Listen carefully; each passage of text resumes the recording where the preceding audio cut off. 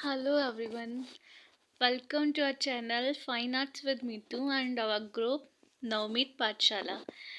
तो आज हम लोग अभी तक देख चुके हैं, हम लोगों ने जो बात की है वो प्रारंभिक भित्ति चित्रों की बात की है जो हमें बहुत गुफाओं में मिली हैं। कुछ मंदिरों में हम लोगों को भित्ति चित्रण देखने को मिला है जिन्हें हम गुफा मंदिर कहते हैं। तो अभी तक जो हम प्रारंभिक जो टाइम पीरियड देख चुके हैं उसकी हमने बात की और वो वीडियोस अपलोड हो चुकी हैं हमारी सिंगरिया गुफाओं तक।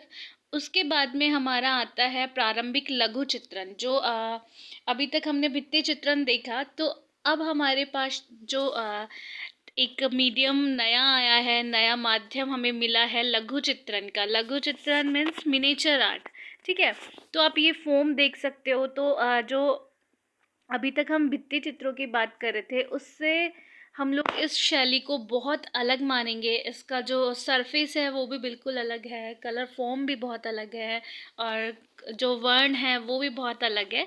ठीक है, तो ये जो प्रारंभिक हमारा जो शुरू होता है लघु चित्रण का, ये हम लोगों को देखने को मिलता है। शुरुआती जहाँ से मानी जाती है वो है पाल शैली और अभ्रंश शैली। ठीक है, और इसके बाद में भी हम लोग इनकी बात करेंगे। ठीक है, गुजरात शैली है। ठीक है, तो हम लोग जैन शैली, पाल शैली। ठीक है, तो हम इनकी बात करेंगे। यहाँ पे हमको आरंभिक लघु चित्रण शैली देखने को मिलती है। यहाँ से लघु चित्र मतलब मिनिएचर आर्ट की शुरुआत मानी जाती है। ठीक है, तो हम लोग अभी ये देख लीजिए, एक बार हम लोग चर्चा करेंगे कि ये किस तरीके से बनाई जाती हैं। क्या इनमें कुछ हम लोगों को ग्रंथ जो चित्रित मिलेंगे आपको, ये तो ग्रंथावली है। इनके कुछ यहाँ पे आपको श्लोक या फिर कुछ हम लोगों को कह सकते हैं कि कुछ मंत्र इन लोगों के जो धर्म से रिलेटेड हैं वो हम लोगों को देखने को मिलेंगे, या फिर किसी कथा का यहाँ पे विवरण दिया हुआ होता है। ठीक है, तो हम लोग पाल शैली को, हमारा जो प्री हिस्टोरिकल टाइम था, देन उसके बाद में जो हमारा केव चल रही थी, तो उसके बाद में आता है मिडाइवल पीरियड। ठीक है, तो मध्यकाल का जो चित्रकला शुरू हुई। ठीक है, तो जो चित्रकला हमारा जो नया टेक्निक शुरू होता है उसका जो सबसे पहला इंडियन आर्ट में जो नाम आता है वो है पाल शैली। ठीक है, हम लोग इंडियन आर्ट की तरफ बढ़ चुके हैं। ठीक है, तो हम उसी के लगातार जो अवस्थाएं हैं, जो टाइम पीरियड रहा है, उसकी हम लोग कंटिन्यू बातें कर रहे हैं। ठीक है, तो अब आप लोग देखोगे अभ्रंश शैली और पश्चिमी शैली। ठीक है, तो ये सारा वही बनी ठनी। तो इसके बाद में ये सारी चीज़ें हम लोगों को देखने को मिलेंगी, लेकिन मोस्टली हम मिडाइवल पीरियड की बात करेंगे। ठीक है, तो प्री मिडाइवल पीरियड। ठीक है, उसका जो मध्यकाल रहा वो दो भागों में विभाजित रहा। ठीक है, पोथी की जो कला रही, पोथी कला। ठीक है, तो इसको इस पोथी शैली, पोथी कला भी बोलते हैं। ठीक है, तो जो मिडाइवल पीरियड रहा वो दो पार्ट में माना जाता है, एक पूर्व मध्यकाल। ठीक है, और प्री मिडाइवल पीरियड और पोस्ट मिडाइवल पीरियड। तो प्री मिडाइवल पीरियड में 650 से 1000 ईस्वी, और देन उसके बाद में आता है उत्तर मध्यकाल। ठीक है, यहाँ तक हम लोगों को मुगल और ये सारी चीज़ें देखने को मिलेगी, मुगल राजस्थानी। तो उसमें 1000 से 1550। ठीक है, तो हम लोग इसको मानेंगे पूरा जो मध्यकाल रहा है ये 650 से 550 एडी तक। ठीक है, तो इसको थोड़ा सा मेंशन कर लें आप कि ये जो टाइम पीरियड हम लोगों ने बात की है। ठीक है, हम लोग जो बात करें टाइम पीरियड की, तो ये है प्री मिडाइवल पीरियड। ठीक है, तो प्री मिडाइवल पीरियड का जो टाइम रहा है वो 650 से 1000 ईस्वी, और पोस्ट मिडाइवल पीरियड की बात करें हम लोग। ठीक है, तो उत्तर मध्यकाल की बात करें तो ये है 1000 से 1500 ईस्वी के मध्य। तो जो हमारा मध्यकाल की हम बात करें, मिडाइवल पीरियड की बात करते हैं, पोथी कला के अलावा हम लोग मिनिएचर आर्ट, लघु चित्रण। ठीक है, लघु चित्रण शैली की बात करेंगे। तो ये ऑल ओवर जो हम लोग जितनी भी शैली, जितने भी स्कूल्स की बात करेंगे, जितने भी हमारे रहे हैं, दक्षिण रहा है। ठीक है, हम लोग बात करेंगे। ठीक है, कि राजस्थानी शैली, मुगल शैली, पहाड़ी शैली। तो इसका जो टाइम पीरियड माना जाएगा वो यही है 650 से 1550 ईस्वी तक। ठीक है, उसके बाद में हम लोग चलते हैं यहाँ की जो हम लोगों को हिस्ट्री मिलती है, क्या कॉन्सेप्ट है, तो हम कॉन्सेप्ट की तरफ चलते हैं कि 7वीं शताब्दी के बाद भारत में भित्ति चित्रण की परंपरा कमजोर पड़ने लगी।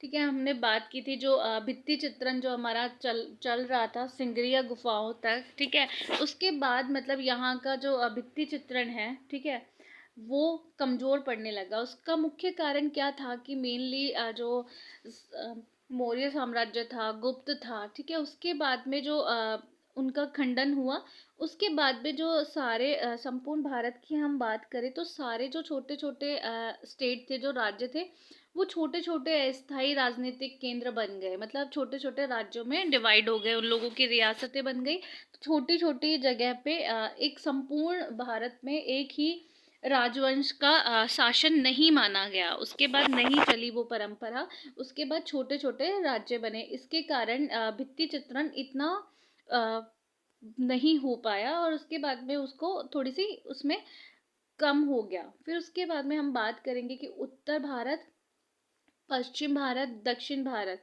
ठीक है, पूर्वी भारत, मध्य भारत में मतलब यहाँ हम लोग देख सकते हैं कि भित्ति चित्रण के इतने साक्ष्य हम लोगों को नहीं मिलते। फिर जो गिरावट मिली जबकि वास्तुकला और मूर्तिकला का क्रमबद्ध विकास हुआ। ठीक है, लेकिन हम उसके बाद के जो देखेंगे कि भित्ति चित्रण फिर भी कम हुआ, लेकिन जो स्कल्पचर बने हैं, स्कल्पचर बहुत बने हैं। उसके बाद हम देखेंगे टेम्पल्स, हम आते हैं वहीं पे भी मध्यकाल, पूर्व मध्यकाल, जो हम लोग स्थापत्य और मूर्तिकला की बात करते हैं इंडियन आर्ट में, तो उनमें इतना मतलब ज़्यादा मेच्योरिटी आया, इतना ज़्यादा वर्क हुआ है। वास्तुकला में भी बहुत सारे मंदिर बने हैं। ठीक है, हम लोग जब इंडियन स्कल्पचर आर्ट पढ़ेंगे, ठीक है, तब हम यहाँ के जो मुख्य मूर्तिकला के जो केंद्र है, वास्तुकला के केंद्र है, ठीक है, उनका हम देखेंगे। ठीक है, तो ये जो था ये मतलब इतना ज़्यादा ऊंचाई पे था, ठीक है, कि इनका बहुत ज़्यादा विकास हुआ। लेकिन भित्ति चित्रण में गिरावट आ गई थी, भित्ति चित्रण हमारा ऑलमोस्ट बंद हो गया था।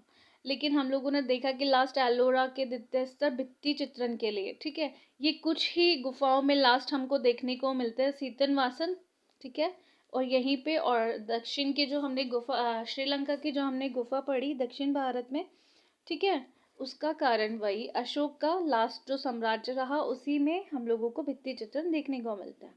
उसका कारण यही था कि राजनीतिक उथल पुथल के कारण, ठीक है। फिर उसके बाद में ये क्या हुआ कि जैसे साम्राज्य बनने लगे, उन लोगों का आपस में कोई जैसे धार्मिक संबंध होने लगा, तो उसके बाद में एक दूसरे से कन्वर्सेशन के लिए, या फिर कह सकते कि एक दूसरे तक पहुंचाने के लिए पोथी चित्रण व्यवस्था का शुरुआत हुआ। ठीक है, तो भित्ति चित्रण की जो परिपाटी थी, ठीक है, उसका जो रूप बदल के सामने आया, वो हमारे सामने पोथी चित्रण का रूप आया। उसके बाद हम बात करेंगे कि यहाँ बादामी गुफाओं से शुरू होकर हम सीतलवासन, एलोरा एलिफेंटा, यहाँ तक हम लोग जाते हैं। लेकिन अब बात करते हैं इस युग की, जो मध्यकाल की बात कर रहे हैं हम। इस युग की जो प्रमुख शैलियाँ जिन जिन नामों से पुकारी जाती है, उनमें है सबसे पहले पाल शैली, फिर आता है जैन शैली, अब्रन शैली, गुजरात शैली। ठीक है, ये जो चारों शैलियाँ हैं, ये एक दूसरे से बहुत ज़्यादा सिमिलर है। ठीक है, लेकिन हम लोगों को कुछ ही कारण से इनका अलग अलग हम फॉर्म से पता चला सकते हैं, कुछ कलर कॉम्बिनेशन से हम लोग, और फिर सबसे ज़्यादा इम्पोर्टेंट यहाँ के जो ग्रंथ है, ठीक है, पाल शैली जो है वो बौद्ध धर्म से रिलेटेड है। जैन शैली से नाम से ही हम लोगों को पता चल रहा है, जैन शैली जैन धर्म से संबंधित है। तो इन चारों का जो शैलियों की समानता हम लोगों को फॉर्म में दिखेगी, पर कुछ इनको जो विशेषताएं हैं वो कुछ इनको अलग करती है। लेकिन फिर इस इन लोगों में सिमिलरिटी, इस जो स्कूल है इनमें सिमिलरिटी देखने की वजह से इनका जो नामकरण था, उसमें बहुत ज़्यादा विवाद हम लोगों को देखने को मिलते हैं, बहुत ज़्यादा मतभेद इनमें हुए हैं इनके नाम को लेके। एरिया वाइज हम लोग आगे देखेंगे। ठीक है, तो तो थोड़ा सा हम लोग इनके नामकरण को लेके बात करते हैं कि क्या क्या मत रहे हैं। इससे पहले इसका थोड़ा हिस्टोरिकल बैकग्राउंड हम देख लेते हैं। यहाँ का जो स्थानेश्वर के जो सम्राट हर्ष और गौड़ के राजा शशांक, के पश्चात लगभग 100 वर्ष तक बंगाल की शासन व्यवस्था, ठीक है, थोड़ा सा ध्यान दें, हम लोग बंगाल की बात कर रहे हैं, ठीक है, पूर्व बंगाल, पूरा बंगाल क्षेत्र की हम लोग बात करें, यहाँ की शासन व्यवस्था बिगड़ी रही। सन 1730 से 1740 ईस्वी के मध्य बंगाल की जनता ने विद्रोह आरंभ कर दिया, क्योंकि शासन व्यवस्था में कुछ सुधार नहीं था, लोगों को, ठीक है, विद्रोह करना पड़ा। तो बंगाल की जनता ने गोपाल नामक, थोड़ा सा याद रखें इसको, गोपाल नामक व्यक्ति को चुनकर अपना राजा घोषित किया। इसी प्रकार बंगाल में शांति और पाल राज्यवंश की स्थापना हुई। ठीक है, हम लोग बात करेंगे कि जो सम्राट रहे हैं गोपाल, ठीक है, इनके शासन काल में पाल वंश की स्थापना हुई, ठीक है, गोपाल के द्वारा।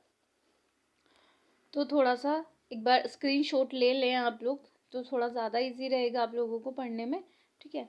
तो यहाँ से मतलब हम लोग देखेंगे कि यहाँ के जो प्रारंभकर्ता माने जाते हैं पाल वंश के, वो है गोपाल, जो बंगाल को पाल वंश का प्रथम शासक माना जाता है। ठीक है, अब हम लोग आगे बात करते हैं कि पाल वंश का जो चित्रावली रहा वो किससे संबंधित माना जाता है।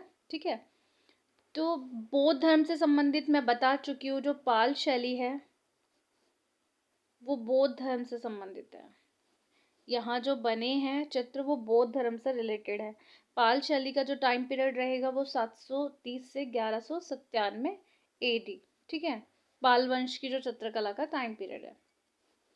फिर हम लोग बात करते हैं पूर्वी भारत में बंगाल क्षेत्र में पाल राजाओं के शासन काल में 8वीं शताब्दी से चित्रण की नई परिपाटी शुरू हुई, ठीक है, जिसको पाल शैली के नाम से जाना जाता है। इन राजाओं के शासन काल में जो चित्रकारी का काम हुआ, जिस तरीके से चित्रकारी का काम हुआ, जो इन्होंने विषय लिए, जो इनकी विशेषताएं रही, उसको हम लोग जो बोलते हैं वो पाल शैली के नाम से जाना जाता है।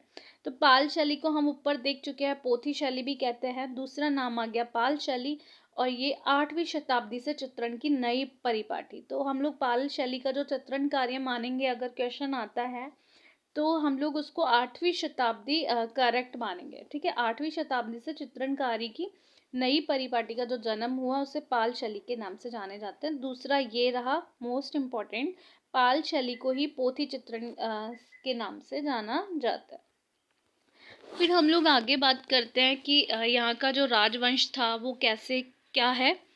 तो यहाँ की व्यवस्था देखेंगे तो सबसे पहले जो यहाँ का हिस्ट्री हम देखेंगे कि सबसे पहले जो संस्थापक रहे हैं पाल वंश के, वो रहे हैं गोपाल, हम पहले देख चुके हैं। धर्मपाल विक्रमशिला विश्वविद्यालय भागलपुर आनंदपुरी, ठीक है, ये इम्पोर्टेंट है थोड़ा सा, क्योंकि विक्रमशिला विश्वविद्यालय, ये बहुत बार क्वेश्चन भी आता है कि इसका निर्माण किसने किया, जो हमारे पुराने जो रहे हैं हमारे विश्वविद्यालय, ठीक है, जो ब्रिटिश टाइम था, कंपनी शैली से पहले का जो रहे हैं हमारे, उनकी बात कर रहे हैं हम लोग, ठीक है। तो ये जो सोमपुरी विहार जो ये बंगाल में बना है, उत्तर बंगाल में बना हुआ है, तो इसका जो निर्माण किया था वो धर्मपाल ने किया था। उसके बाद आता है देवपाल, सर्वश्रेष्ठ चित्रकला के लिए, थोड़ा स्टार करके इसको भी नोट डाउन कर लें। देवपाल के टाइम पीरियड में सर्वश्रेष्ठ चित्रकला का विस्तार हुआ। उसके बाद में आता है नारायण पाल, तो ये थोड़ा सा नील है।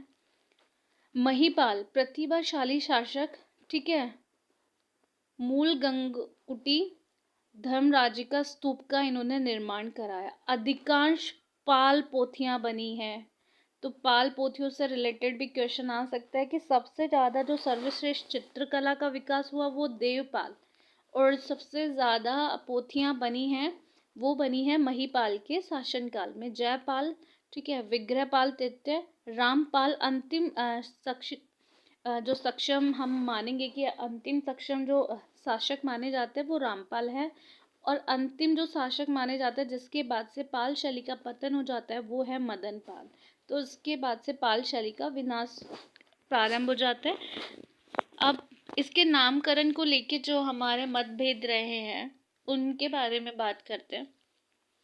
तो जो तिब्बती इतिहासकार हैं जो हमारे बहुत फेमस हैं, तो यहाँ इन्होंने लामा तारानाथ, इन्होंने लिखा है 7वीं शताब्दी के पश्चिम भारत में जिन चित्र शैलियों का निर्माण हुआ उससे भिन्न 9वीं शताब्दी से पूर्व भारत, ठीक है, पूर्वी भारत मतलब बंगाल में एक नवीन चित्र शैली का उदय हुआ। जो 8वीं शताब्दी में हमने बात की थी कि पाल शैली जो बनी है मोस्टली, ठीक है, वो 8वीं शताब्दी में मैं पीछे बता चुकी हूँ, जो पूर्वी शैली कहलाई, ठीक है, पूर्वी शैली, क्योंकि पूर्वी भारत की हम लोग बात कर रहे हैं। ये देखिए, पूर्वी भारत की हमने बात की, बंगाल की, तो इसको पूर्वी शैली के नाम से जाना गया। लेकिन यह नाम उचित ना लगा, क्योंकि ये एक पर्टिकुलर क्राइटेरिया जो हमारा एरिया है पूर्वी भारत, सिर्फ उसी को आइडेंटिफाई कर रहा है। लेकिन यहाँ के जो चित्रण हैं, ठीक है, बौद्ध धर्म से रिलेटेड, वो मोस्टली आदान प्रदान के लिए यहाँ पे रहे हैं, तो इसलिए ये वाला नामकरण देना इनको उचित नहीं लगा। पाल शैली को सन्मुख करने के लिए केवल पाल राजा थे, अंततः पूर्वी शैली से उनका योगदान प्रकट नहीं हो पाया, क्योंकि ये पाल शैली जो थी वो सारी जगह फैली थी, तो इसको सिर्फ पूर्वी शैली नाम देना ठीक नहीं रहा। इससे ये थोड़ा सा मतभेद हमको देखने को मिलता है। प्रसिद्ध कला शिक्षक, अब नए हम बात करते हैं, ठीक है, जिनका मत हमारे सामने आता है। पहले लामा तारानाथ थे, अब हमारे सामने है हेलन रूबिसो, ठीक है। हेलन रूबिसो ने इस शैली को विहार शैली कहा, क्योंकि यह शैली, अब बहुत इम्पोर्टेंट है, विहार शैली किसने कहा? हेलन रूबिसो। क्यों कहा?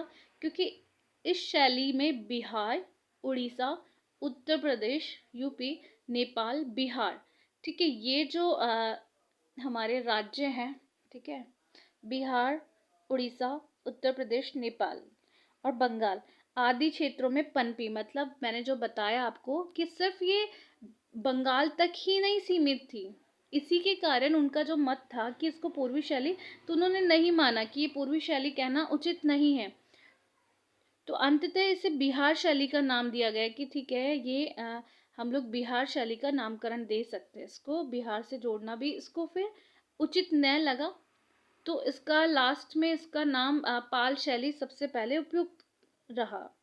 कलाकार धीमयान के पुत्र वितपाल ने इस शैली को पनपने में सहायता प्रदान की। ये यहाँ के कलाकार हैं जो जिन्होंने पाल शैली में कार्य किया है, ये यहाँ के मुख्य कलाकार हैं। थोड़ा सा ध्यान दे और स्क्रीनशॉट भी ले ले कि यहाँ के जो मुख्य कलाकार पाल शैली के माने जाते हैं वो धीमान और वितपाल, ठीक है, धीमान और वितपाल यहाँ के कलाकार माने जाते हैं।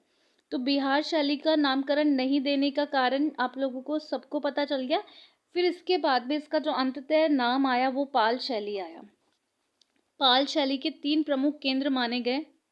ये एग्जाम के पॉइंट ऑफ व्यू से जितना भी ये जो पैरा बना है ये बहुत ज़्यादा इम्पोर्टेंट है एग्जाम के पॉइंट ऑफ व्यू से। तो ये जो 3 प्रमुख केंद्र हम लोग बात करते हैं, इनमें है पाल शैली के 3 प्रमुख केंद्र बंगाल, बिहार और नेपाल। ये इम्पोर्टेंट है, ये इम्पोर्टेंट है, ये इम्पोर्टेंट है, ठीक है। तो थोड़ा सा एक बार देख लें। और बिहार शैली में कौन कौन से आए थे? बिहार, उड़ीसा, उत्तर प्रदेश, नेपाल, बंगाल, ठीक है। ये जो 5 हम लोगों को स्टेट देखने को मिलते हैं, इसकी वजह से यहाँ पे बिहार शैली का नाम दिया गया। फिर हम लोग चलते हैं कि यहाँ पे जो चित्रित ग्रंथ है वो मैं बता चुकी हूँ कि ये जो हमारे सामने जो पाल शैली है ये बौद्ध धर्म से है। बौद्ध धर्म इसका हमको मिलता है, इसी के बेसिस पे हम लोगों को यहाँ पोथी चित्रण, लघु चित्रण, ठीक है, और पाल शैली के जो चित्रण कार्य हैं वो देखने को मिलती है बौद्ध धर्म से रिलेटेड। और ये जो शाखा है जहाँ ये जो चित्र बने हैं ये महायान से संबंधित है। महायान का प्रतिनिधि क्यों करते हैं? क्योंकि यहाँ पे मूर्त जो रूप दिया है, ठीक है, ये महायान उसकी बात करते हैं। और तो इसीलिए ये जो ग्रंथों पे जो चित्रावली बनी है ये महायान से रिलेटेड है। लगभग 2 दर्जन सचित्र ग्रंथ, ठीक है। तो मैं बता चुकी हूँ कि यहाँ जो सचित्र ग्रंथ हैं वो मूर्त हैं, महायान शाखा से संबंधित है, और जो लगभग बने हैं 2 दर्जन, ठीक है, 24, 2 दर्जन लगभग, मतलब 1 दर्जन में 12, 2 दर्जन में 24 चित्रित ग्रंथ बने हैं। ठीक है, थोड़ा सा ध्यान रखें। फिर आता है पाल शैली के जो क्षेत्र हैं। पाल शैली की हम बात कर चुके हैं, तो थोड़ा सा इसका स्क्रीनशॉट ले लें। अच्छे से मेंशन किया हुआ है, हाईलाइट है। पश्चिम बंगाल, बिहार, नेपाल, उत्तर प्रदेश, उड़ीसा। ठीक है, ये पूर्णतः भारतीय शैली है। ये भी आ सकता है। ठीक है, तो ये पूर्णतः भारतीय शैली है, क्योंकि इस पे और कहीं की भी जो चित्रकारी है उसका प्रभाव नहीं है। ये पूर्णतः भारतीय, ना है यहाँ मिस्र का कोई मिश्रण है, ना यूरोप का है। ठीक है, ना रोम का है। ठीक है, तो ये जो ये हमारी शैली है, ये पूर्णतः भारतीय शैली है। तो यहाँ किसी भी शैली का हम लोगों को मिश्रण नहीं देखने को मिलता। हम लोग पाल शैली का जो प्रथम चित्रित ग्रंथ है, बहुत मोस्ट इम्पोर्टेंट क्वेश्चन है। पाल शैली का जो प्रथम चित्रित ग्रंथ है, जो नागार्जुन द्वारा लिखा गया है। ठीक है, अष्ट सहस्त्रिका प्रज्ञा पारमिता। ठीक है, अष्ट सहस्त्रिका प्रज्ञा पारमिता, ये जो प्रथम चित्रित ग्रंथ है, ये जो बौद्ध ग्रंथ है ये भी आ सकता है कि ये ग्रंथ है वो कौन से धर्म से संबंधित है, तो थोड़ा सा ध्यान रखें। ये बौद्ध धर्म से संबंधित है, और इसके जो लेखक है वो नागार्जुन है। ठीक है, तो प्रथम बार जो चित्रण हुआ वो 8वीं शताब्दी में धर्मपाल के समय, हम बात कर चुके हैं आगे भी। भारत का प्रथम चित्रित ताड़पत्रीय ग्रंथ सर्वाधिक बार चित्रित इसी ग्रंथ का हुआ है। यहाँ से इतने इम्पोर्टेंट क्वेश्चन बन रहे हैं। ठीक है, तो एक बार आप देख लें।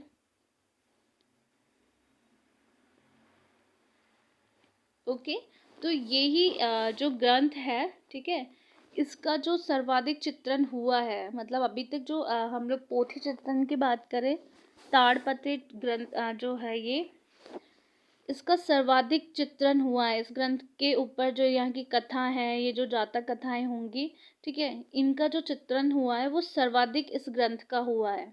और ये जो किसके शासन काल में ये हुआ, ये धर्मपाल के शासन काल में यहाँ का जो ग्रंथ है वो चित्रित हुआ।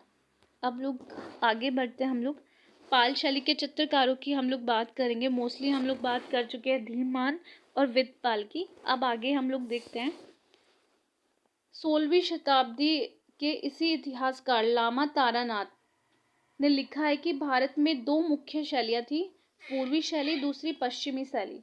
पूर्वी शैली का कार्य वीरांद्रे, ठीक है, उत्तर बंगाल में जो हुआ वो धर्मपाल और देवपाल के शासनकाल में 2 चित्रकार, इनके शासनकाल में जो चित्रकार हैं वो है धीमान और उसके जो पुत्र रहे हैं विदपाल। ठीक है, जय पराजय, ये भी हम लोग देख सकते हैं। जय पराजय और विजय, ये 3 अन्य कलाकार और रहे हैं। मोस्ट इम्पोर्टेंट जो आर्टिस्ट हैं वो ये दोनों हैं, धर्मपाल और देवपाल के शासनकाल के चित्रकार हैं। उसके बाद में जय, पराजय और विजय। ठीक है, जय, पराजय, विजय, तो ये तीनों के नाम, जय, उसके बाद परा और जय। ठीक है, जय, पराजय और विजय, ये तीनों कलाकारों के अन्य नाम भी हम लोगों को देखने को मिलते हैं। और यहाँ के जो चित्र बने इन तीनों के, इनके इतने प्रमाण प्राप्त नहीं मिले हैं, प्रमाण नहीं मिले हैं। ऐसा कहा जाता है कि दक्षिण भारत में ही इस शैली में ये लोग काम करते थे। दक्षिण भारत में मुस्लिम आक्रमणकारियों के वजह से वहाँ के हिंदू कलाकार भागकर पूर्वी भारत में आ पड़े थे। तो ये जो थे अन्य कलाकार, ये दक्षिण भारत में इस शैली में काम करते थे। लेकिन जब मुस्लिमों का हमारे यहाँ आक्रमण हुआ, तो इसी कारण इन लोगों को वहाँ से छोड़कर पूर्वी भारत में शरण में आना पड़ा। फिर हम लोग बात करते हैं कि यहाँ जो चित्रित ग्रंथ है वो कौन कौन से हैं। इम्पोर्टेंट एक ग्रंथ हम देख चुके हैं, उसके अलावा जो है, तो पहला हम लोग ग्रंथ देखेंगे बोधिचर्याव्रत ग्रंथ। ठीक है, ये जो है वो बोस्टन संग्रहालय अमेरिका, ठीक है, बोस्टन म्यूजियम में ये रखा हुआ है। उसके बाद में ये इम्पोर्टेंट है। उसके बाद में हम बात कर रहे हैं, उसके बाद हम लोग बात कर रहे हैं बोधिचर्याव्रत हम ग्रंथ देख चुके हैं। ये बोस्टन संग्रहालय में है, अमेरिका। उसके बाद में हम बात करते हैं पंचशिखा ग्रंथ, गंधर्व ग्रंथ, ये भी इम्पोर्टेंट है, महामयूरी ग्रंथ। तो थोड़ा सा स्क्रीनशॉट ले ले इसका, साधनमाला ग्रंथ। तो ये जो पाल शैली के जो अन्य चित्रित ग्रंथ हैं जिनके ऊपर हम लोगों को चित्र देखने को मिलते हैं, वो ये ग्रंथ है इम्पोर्टेंट। पाल शैली की जो शैली विशेषता है कि ये कैसे बनती है, क्या है, यहाँ की फॉर्म क्या है, किससे संबंधित यहाँ के चित्र मिलते हैं, उनकी हम लोग बात करेंगे। तो इम्पोर्टेंट बहुत ज़्यादा है। पाल पोथियों में जो विशेषता पाई जाती है वो है ताड़ पत्रों का प्रयोग। जो ताड़ के पत्ते होते हैं, ठीक है, उस पे यहाँ का चित्रण कार्य होता है। जो सरफेस हमको देखने को मिलता है, हम लोगों ने भित्ति चित्रण की बात की, ठीक है, तो हम लोगों को वॉल मिलती थी। वॉल को हम लोग तैयार करते थे फ्रेस्को, बूनो फ्रेस्को, सेको विधि के द्वारा, ठीक है। अब यहाँ पे जो हम लोगों को मिला है वो ताड़ पत्र मिला है। जो ताड़ के पत्ते हैं उनका प्रयोग करके इन पर चित्रण कार्य होता था। वो कार्य कैसे करते थे कि पत्तों के बीच में चौकोर और आयताकार स्थान छोड़ा जाता था, या तो चौकोर या आयताकार। अभी हम लोग पहले देख चुके हैं। उसके बाद में यहाँ कुछ लाइंस लिखी होती थी इनके, जो मैं बता चुकी हूँ कि ग्रंथ से संबंधित, ठीक है, और जिसमें बुद्ध या महायान, ठीक है, जो हम लोग बात करेंगे, या तो मूर्त रूप, मतलब यहाँ पे जो हम लोगों ने पहले देखा कि इसमें मूर्त रूप दिया जाता था। यहाँ किसी भी देवी देवता,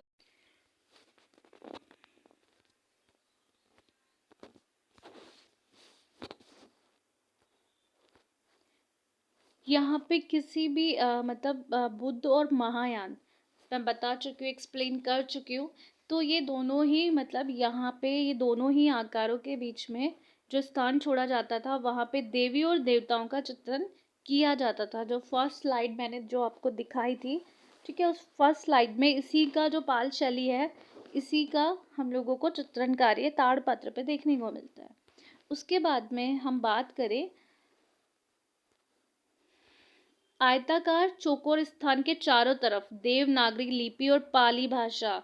जिस ग्रंथ से संबंधित हम लोगों को यहाँ का व्याख्यान, विवरण या फिर चित्र से संबंधित हम लोगों को कोई कथा मिलती है, क्योंकि ग्रंथ है, ग्रंथ के ऊपर चित्रावली बनी है, तो जाहिर सी बात है कि उसी ग्रंथ का जो हम लोगों को देखने को मिलता है कि क्या इसकी कथा है, वही कथा देवनागरी लिपि और पाली भाषा में वो लेख लिखे होते हैं, ठीक है। तो थोड़ा सा ध्यान दें, और बहुत इम्पोर्टेंट है ये फैक्ट। उसके बाद में जो पोथियाँ होती हैं उनको सुरक्षित बनाने के लिए कवर, ठीक है, कवर हम लोग जिलट बोल सकते हैं कि उसके ऊपर जो कवर किया जाता था, क्योंकि ताड़पत्र है, ठीक है। पहले हम लोगों के पास अभी फ्रेम होते हैं, कोई फिक्सर होता है, तो उनसे हम लोग अपनी पेंटिंग्स को सेव करते हैं। लेकिन जो पहले जो पत्तों पे बनाई जाती थी, पहले ऑलरेडी वो पत्तों पे है, ठीक है, डैमेज होने का, ख़त्म होने का उनका चांसेस ज़्यादा होता है। लेकिन उनको लॉन्ग लास्टिक और मतलब सेफ रखने के लिए उन्होंने कवर के रूप में कास्ट फलक, मतलब लकड़ी का कोई सांचा, फलक का मतलब है सांचा या फिर फ्रेम बोल सकते हैं, जिल्ट बोल सकते हैं, ठीक है, वो लगाए जाते थे, जिस पर जातक कथाएं चित्रित होती थी, ठीक है। तो जो ये है, तो उस पे भी जातक कथाएं चित्रित होती थी, तो ये खाली नहीं होते थे, ठीक है, ये भी चित्रित होती थी। तो हम लोग बात करते हैं पाल पोथियाँ जो थी वो केवल ताड़पत्र पर ही बनते थे, ठीक है। पाल की जो पोथी चित्रण हुआ वो ताड़पत्र पे ही हम लोगों को देखने को मिलता है। अब हम इसकी माप की बात करें, ठीक है, तो हम लोग इसके एरिया की बात करें कि पत्ते कैसे, कितनी माप में ये चित्रण कार्य होता था, तो 22 इंच या सवा, ठीक है, ये और 2, ठीक है, 22 इंटू, ठीक है, तो 22 इंटू 2 भी इसका बोला जाता है 22 इंच, ठीक है, लंबाई, और 2 इंच इसकी चौड़ाई, ठीक है। तो ये इसका जो मार्जिन है वो हम लोग को देखने को मिलता है। अब पाल शैली का जो चित्रण है वो ताड़पत्र मोस्टली कपड़े और लकड़ी पर भी बनाए गए हैं। पहले तो हम लोगों के पास अगर ऑप्शन में आता है कि जो पोथी चित्रण हुआ, ठीक है, वो तो हमारे पास मिलता है ताड़पत्रों पे पोथी चित्रण, और पाल शैली के जो चित्रण कार्य हुए अन्य, वो ताड़ पत्ते पे बने हैं, कपड़े पे बने और लकड़ी पे बने, ठीक है। तो हम लोग ये ध्यान दें। पाल शैली के कलाकार चित्रकारी के अतिरिक्त कांसे की मूर्ति में बनाने में अग्रणी थे। तो हम लोग बात कर रहे हैं चित्रण की, लघु चित्रण में, तो यहाँ सिर्फ चित्रणकारी नहीं हुई, यहाँ स्कल्पचर भी बने। स्कल्पचर किस धातु में बने? कांसे में, ठीक है। तो यहाँ के लोग कांसे धातु से भी प्रतिमा बनाते थे। यहाँ के हम लोग देख चुके हैं जो आर्टिस्ट मेन पाल शैली के आर्टिस्ट माने जाते हैं, जो मोस्ट इम्पोर्टेंट है, वो है धीमान और विदपाल। उसके बाद में कुछ यहाँ के विशेषता हैं यहाँ के कलर को लेके, ठीक है। तो हम लोग उसकी भी एक बार बात करते हैं। तो यहाँ जो शैली है, अधिकांश पोथी चित्रण हम बहुत बार बोल चुके हैं, बंगाल के पट चित्र, ठीक है। यहाँ के बंगाल के पट चित्र बोल सकते हैं इनको। तो पृष्ठों के बीच बीच में जो चित्र बनाए गए हैं वो पोथी चित्रों के आकार में लघु हैं, ठीक है। तो लघु चित्रण इसीलिए कहा जाता है इनको। अब यहाँ कलर जो यूज हुए हैं वो वही खनिज रंग, सिंदूर, हिंगलू, महावर, जो लाल कलर हम लोगों को देखने को मिलता है, ठीक है। उसके बाद में आता है हमारे पास नीला कलर, ठीक है। हम लोग नीले कलर की बात करते हैं। लाजवर्दी या नील, ठीक है, जो हम लोग बोलते हैं उसको नील, जो हमारे पास होती है इंडिगो, ठीक है, जो जिसकी खेती होती है इंडिगो की, तो उससे ये नीला कलर देखने को मिलता है। फिर हम लोग बात करते हैं सफ़ेद रंग की, ठीक है। सफ़ेद रंग की बात करें तो एक खड़िया और कारगस काला, ठीक है, ये, और जो काला बनता है वो बनता है काजल से, ठीक है। हम ब्लैक कलर की बात करेंगे तो ब्लैक कलर जो बनता है वो काजल से बनता है मोस्टली। तो ये मूल रंगों का हम लोग बात कर चुके हैं, और इन्हीं के द्वारा जो मिश्रण से बनाए जाते हैं जो सेकेंडरी कलर हम लोग बोलते हैं जिन्हें, ये प्राइमरी कलर से लाल, ठीक है, इन लोगों के लिए लाल, नीला, ठीक है। तो ये इन्हीं के मिक्सिंग से, ठीक है, ये प्राइमरी कलर्स इनके टाइम में ये थे, इन्हीं के मिश्रण से हम लोग जो द्वितीय कलर, सेकेंडरी कलर बनाते हैं उनमें गुलाबी, बैंगनी तथा फाक्ताई, ठीक है, फाक्ताई जो रंगों का प्रयोग होता है वो सेकेंडरी कलर इन्हीं को मिक्स करके ये लोग बनाते थे। तो लाल, नीला, पीला, सफेद, काले रंगों का प्रयोग अधिक हुआ है।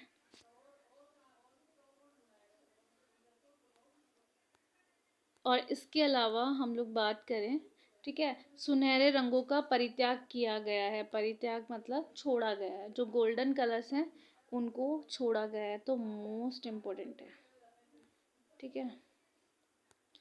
ये पैरा, अगर यहाँ विशेषता आती है कलर्स को लेके तो इम्पोर्टेंट है। तो अब लोग हम बात करते हैं जो यहाँ के फोम बने हैं वो कैसे, हम लोगों ने कलर की बात की, किस माध्यम में बने हैं वो बात की, किस सरफेस में बने हैं वो बात की, ठीक है। तो हम लोग आगे चलते हैं कि यहाँ जो फोम बनी है वो कैसे हम लोगों को यहाँ अलग करती है। तो मानव के जो अधिकतर जो चेहरे हैं वो सवा चश्मे हैं, ठीक है। सवा चश्मे जो हम लोग देखेंगे जो फेस कट है, ठीक है, जिसमें चश्म का मतलब हम लोग आइज से इंडिकेट करते हैं, जितना हमको फेस में आइज का जो दिखता है जो एरिया, उससे हम लोग इसका मानते हैं, ठीक है। तो ये साइड फेस से थोड़ा सा हल्का हम लोग मान सकते हैं, ठीक है, वो हमें दिखने को मिलता है मतलब। और एक ही रूप में बनाए गए हैं, एक ही रूप में मतलब सबका जो फेस का जो है वो एक जैसा ही है, सिर चपटे, नाक लंबी। हम यहाँ पे हम लोग नहीं कह सकते कि जो फीमेल फॉर्म है वो मेल फॉर्म से किस तरीके से अलग होगी, ठीक है। तो थोड़ा सा एक ही रूप यहाँ देखने को मिलता है। नाक लंबी, ठीक है, जो परले गाल के आगे निकली हुई होती है, ठीक है। तो मतलब जो नाक है वो इतनी आगे निकली होती है कि वो आप लोग देखने को मिलेगा आपको। तो यहाँ के जो चित्र है वो इसी से आइडेंटिफाई होते हैं कि ये पाल शैली का है, ठीक है। कि जो नाक इतनी लंबी होती है, जो गाल है, जो सवा चश्म का मतलब है कि वो साइड फेस दिखता है, तो जो नेक्स्ट वाला जो चिक है वो नहीं दिखता, लेकिन उसकी जो नाक है वो उससे भी लंबी जाती है। आंखें बड़ी बड़ी, ठीक है, कान स्पर्शी मतलब कान को छूते हुए, और वक्र रेखाओं से बनाई गई हैं, ठीक है। एकदम वक्र मतलब हम लोग बोल सकते हैं थोड़ा कर्व शेप में।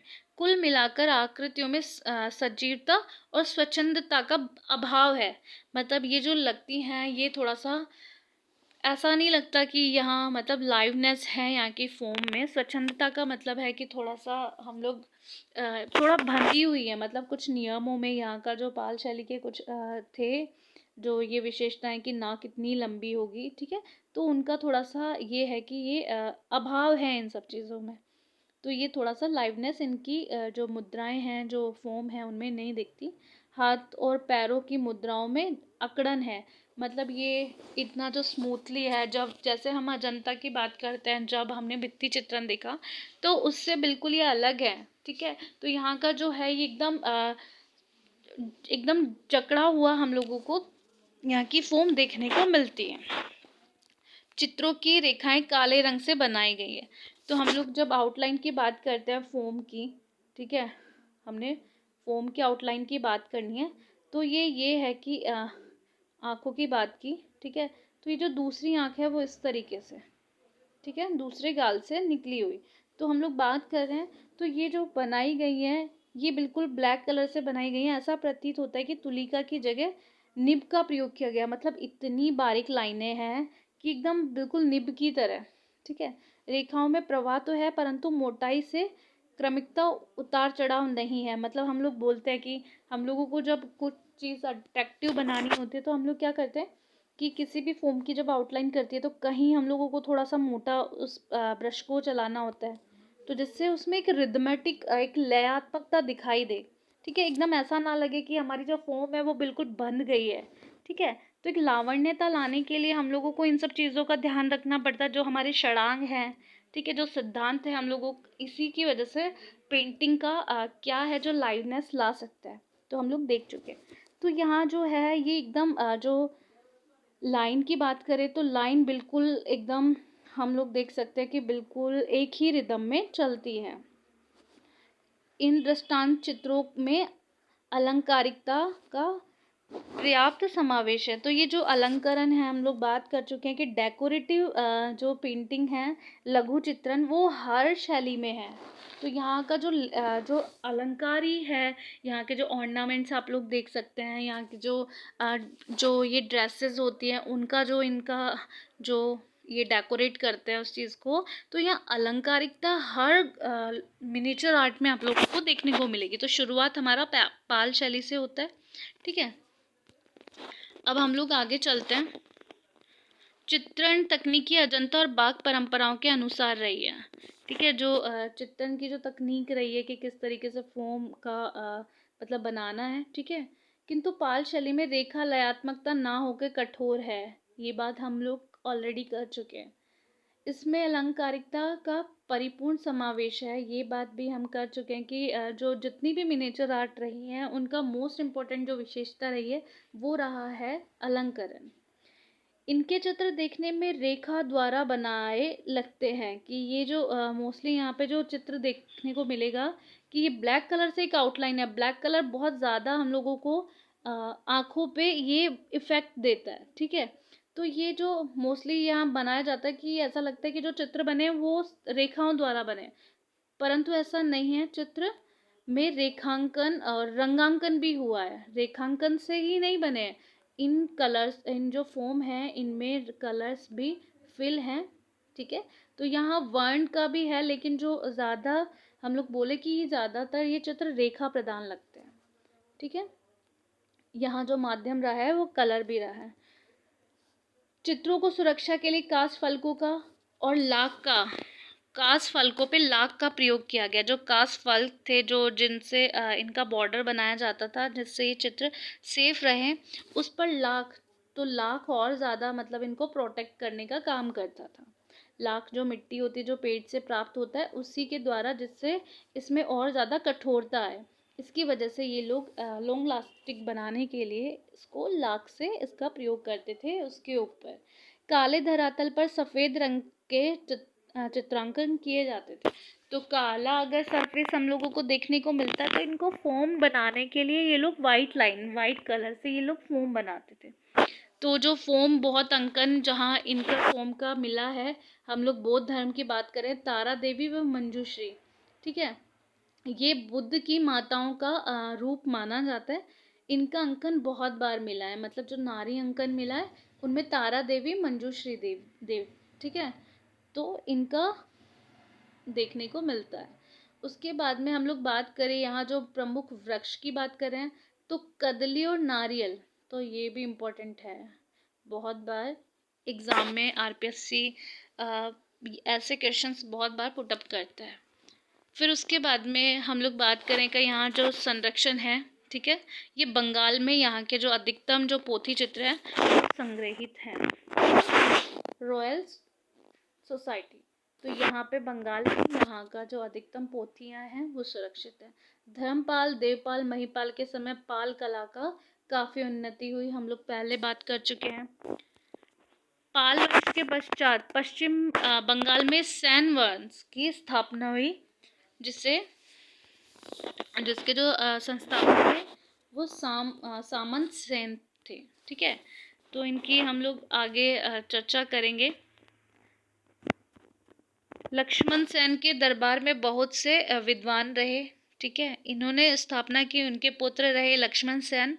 उनके बाद जो चित्रकारी का काम हुआ, तो यहाँ हम बात करते हैं कि इनके टाइम पीरियड में जो हम लोगों को देखने को मिलता है, गीत गोविंद के रचयिता जयदेव तथा पवनदूत, ठीक है। पवनदूत के जो रचयिता हैं वो हैं धावक।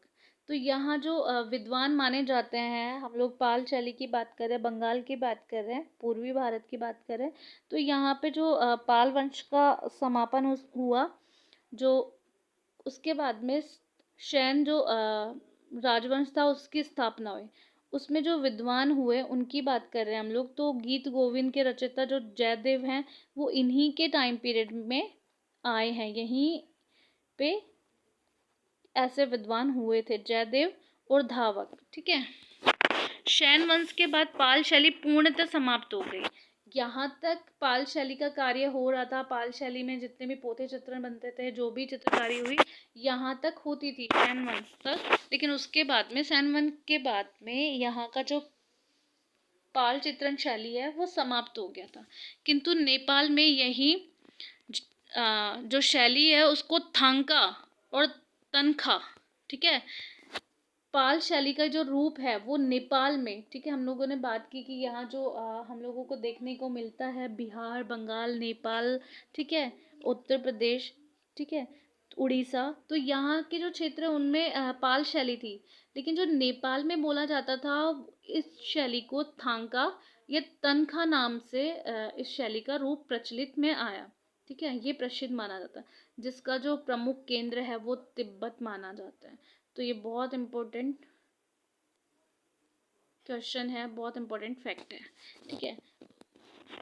अब हम लोग इसकी बात करते हैं कि यहाँ जो थांका है, तनखा है, इसका जो प्रमुख केंद्र माना जाते हैं, क्योंकि एक ही एरिया में तो नहीं रहेगी, ठीक है, तो इनका जो फैला इस शैली का वो नेपाल और चीन और हिमाचल प्रदेश, ठीक है, तो ये प्रमुख केंद्र इस शैली के माने जाते हैं,